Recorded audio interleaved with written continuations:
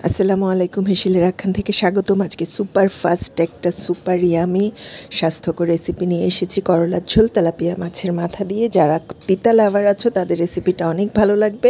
চটজলদি রেসিপিতে স্বাগতম, চলো শুরু করি। সবার প্রথমে পেঁয়াজ রসুন একটু ভেজে নেব লালচে করে।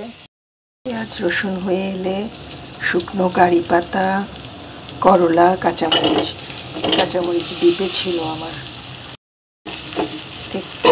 2 মিনিট ভাজা করে নেব, ফ্লেভারটা বের হওয়া পর্যন্ত। কারি পাতার করলা তেলেই ভেজে নেব সুন্দর করে।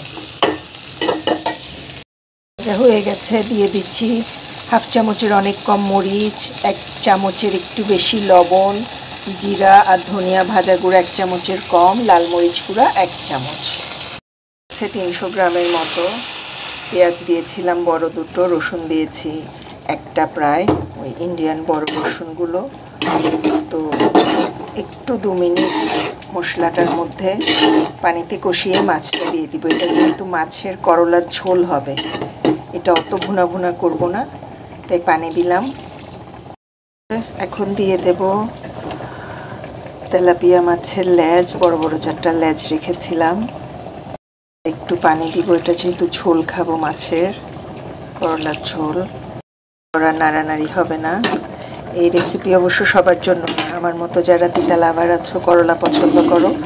আমি বড় মাছ দিয়েও করি, বড় মাছ এখন নাই, রুই ছিল বাসায়, রুই শেষ, এখন তেলাপিয়া আছে, তেলাপিয়া দিয়েই করলাম। গরমের জন্য দারুণ একটা হেলদি রেসিপি। প্রায় আর 5-7 মিনিট রান্না করব। টমেটো দিয়ে দিলাম, বড় 2টো টমেটো দিয়েছি। তো টমেটোটা একটু গলে এলেই ধনেপাতা দিয়ে নামিয়ে নেব।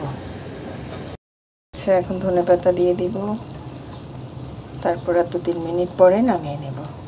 এইটুকুন ঝোলেই নামিয়ে নিব। হয়ে গেছে, নামিয়ে নিচ্ছি। চুলা থেকেই বিদায় নিচ্ছি তোমাদের কাছ থেকে। শর্ট রেসিপি দিলাম, করলার ঝোল গরমের জন্য খুবই উপকারী। লাইক, কমেন্ট, শেয়ার করে সাথে থেকো। একটা ফলো দিও। ইউটিউব চ্যানেলও HeshelerAkhyan নামেই আছে, সাবস্ক্রাইব করো। ভালো থেকো সবাই, আল্লাহ হাফেজ।